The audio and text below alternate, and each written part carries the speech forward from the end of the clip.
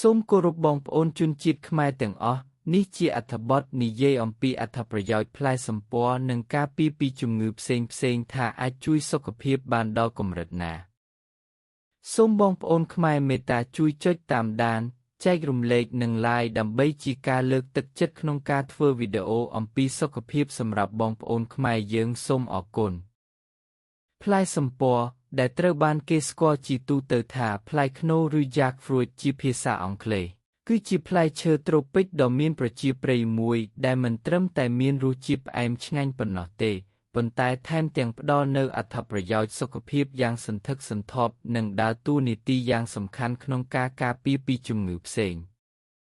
ខាងក្រោមនេះគឺជាការសង្ខេបអំពីអត្ថប្រយោជន៍និងសមត្ថភាពការពារជំងឺរបស់ផ្លែសម្ពណ៌យោងតាមទិន្នន័យស្រាវជ្រាវ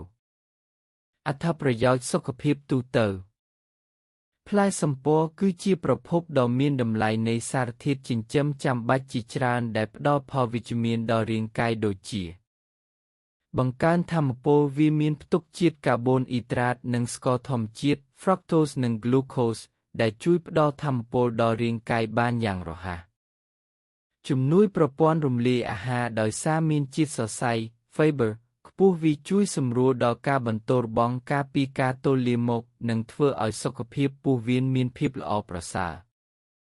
ពង្រឹងប្រព័ន្ធភាពស៊ាំវាសម្បូរទៅដោយវីតាមីន C ដែលជាសារធាតុប្រឆាំងអុកស៊ីតកម្មដ៏សំខាន់ជួយឲ្យរាងកាយប្រយុទ្ធប្រឆាំងនឹងការឆ្លងមេរោគនិងពង្រឹងភាពស៊ាំ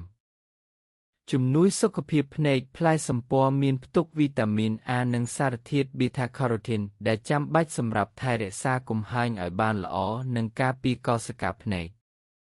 ជំនួយសុខភាពឆ្អឹងវាមានសារធាតុកាល់ស្យូមនិងម៉ាញ៉េស្យូមដែលជួយឲ្យឆ្អឹងរឹងមាំសមត្ថភាពការពារពីជំងឺយោងតាមការសិក្សាផ្លែសម្ពណ៌និងសមាសធាតុរបស់វាមានលក្ខណៈសម្បត្តិដែលអាចជួយការពារនិងគ្រប់គ្រងជំងឺរ៉ាំរ៉ៃមួយចំនួនប្រភេទជំងឺរបៀបដែលផ្លែសម្ពណ៌ជួយការពារគ្រប់គ្រង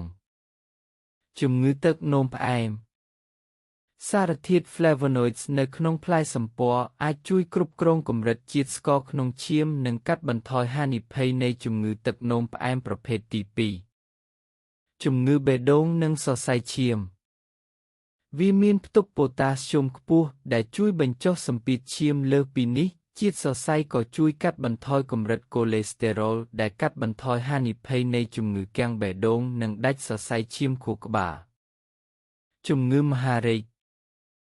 សារធាតុប្រឆាំងអុកស៊ីតកម្មដូចជាវីតាមីន C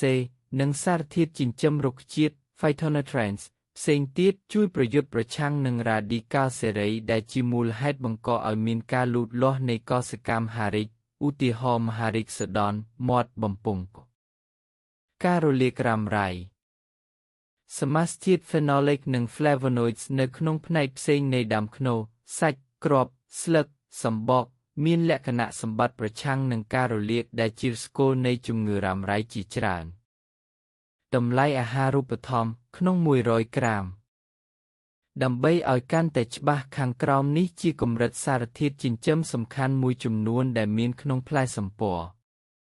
ថាមពល95គីឡូកាឡូរីកាបូនអ៊ីដ្រាត23 2ក្រាមជាតិសរសៃ1 5ក្រាម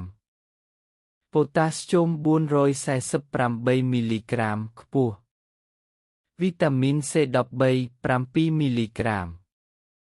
វីតាមីន A ប៉ូតាស្យូមកាល់ស្យូមម៉ាញ៉េស្យូមនិងជាតិដែកក៏មានវត្តមានក្នុងបរិមាណគួរឲ្យកត់សម្គាល់ផងដែរព័ត៌មានបន្ថែមអំពីការប្រើប្រាស់បែបបុរាណ